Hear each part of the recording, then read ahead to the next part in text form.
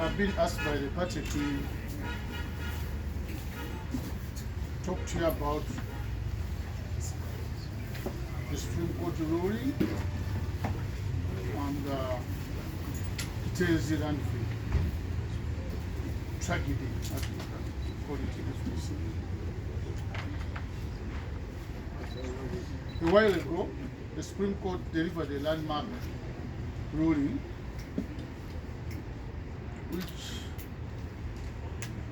in which it upheld the Constitutional Court ruling in the infamous case of Michael Kapaziguruka versus the Attorney General, where the Supreme Court outlawed the court-martial from trying civilian suspects.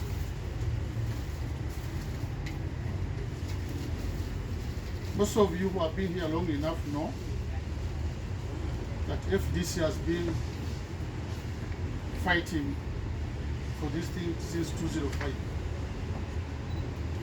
Some people may think this thing started yesterday, but we are the ones who started the fight against trying civilians in court-martial. Remember those famous cases of Dr. Vesige then? And you remember it was Honorable Njuba who led our team then, the late Njuba, helped by Honorable Sibambi, Mr. Lukwago then, Honorable now, and Mr. Alaka. We fought against trying civilians in court. It has taken us 20 years to realize what we are fighting for.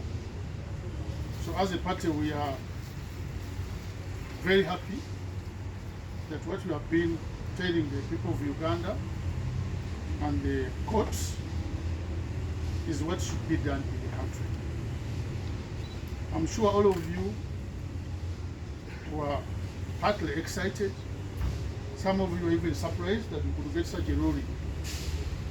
But that one suggests one thing, that the people of Uganda had lost confidence in our courts. The mere fact that most of it was on the TV, and up the time when the Chief Justice was reading his ruling, all of us were not aware on which side he was going to go. So it was in a way an indictment on our Supreme Court justices. That despite the fact that they gave us what we wanted, the mere fact all of us were partly surprised, partly happy, shows there's something which must be done to help the people of Uganda to believe in our courts. After getting this very good ruling, which we have been fighting for, as I have told you, the people of Uganda are demanding for something big from the Chief Justice. We are so happy that they did what they did. Uganda should never ever have been tried in the court-martial in the first place. But there's something which is even bigger. They have ordered that the cases should be taken to civilian courts. But all of you know that in civilian courts, it's not as good as they mentioned it in their ruling. There are so many cases in civilian courts which have been in these courts for more than 20 years. Some are 10 years. So what we want the Chief Justice to do, as he stood there with a lot of force with his Supreme Court, the justices, something must be done to our civilian courts. We don't believe it is as fair as it was portrayed in that judgment that bring them from court-martial to civilian courts. What is in the civilian courts also is not good for Uganda. We even believe there are more people suffering in civilian courts today than even those who are suffering in the court-martial. The number, I'm talking about the numbers. We have had cases which have delayed for more than 10 years. So we are appealing to the Chief Justice to do something about it. We want him to come out as he came out in this case. to talk to his people in his department. The people of Uganda have suffered a lot with their cases in civilian courts. Even if you get a very good lawyer and you are near sure that you are going to win the case, today it is about 50-50. You are not sure you can win the case. We have cases of land. Someone takes you to court, he has stolen your land, he takes you to court, they will tell you the status quo remains, which means the one who has stolen your land will remain on your land. And then the case drags on for more than 30 years. The one who took the case there dies, even the heir dies.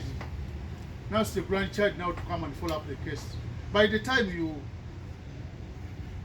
give your judgment, even if you gave it in my favor, those 30 years I will have suffered, I can't recover them. So, Mr. Chief Justice, there's a lot of rot in your court. Even if we are not sure, these cases may be moved from court martial to civilian courts, and then these people suffer again the same way they have been suffering in court martial. So something must be done. As FDC, we are appealing to you, Mr. Chief Justice. You gave the people of Uganda a gift they did not expect this ruling here. Continue with it until you retire next year, so that we read about you as someone who changed everything as he was about to retire. This is what we are praying for as FDC. That's as we have been on the forefront of fighting for justice for every Ugandan, all civilians, even army people. We are very happy as FDC that even the army people are Ugandans. They deserve speedy trial. Some of their cases shouldn't go to court martial. They should go to civilian courts. These criminal cases where you can get a judgment of life sentence or death, they should be put to people who are qualified. As FDC, we condemn the criticism of General Muhoozi when he was in Chotera, as well as the NRM caucus that retreated and met the president. We pray that what they should do should not be to try to undermine the judgment, because we'll be unconstitutional again. To undermine the judgment by trying to reconstruct the court martial in a way to bring back civilians in court martial.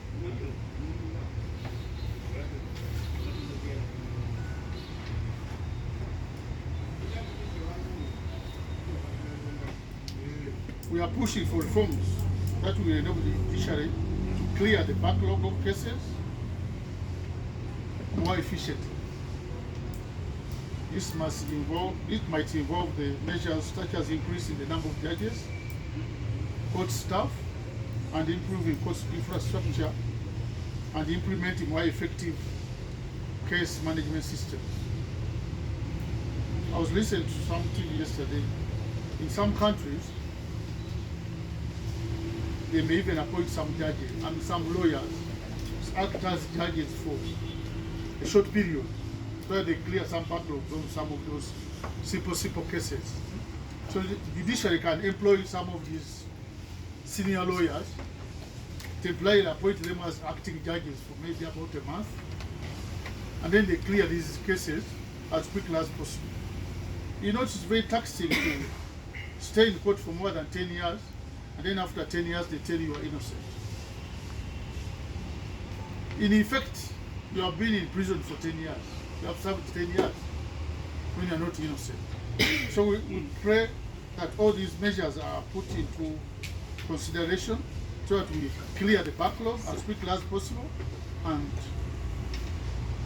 all Ugandans start to believe that their courts can give them justice.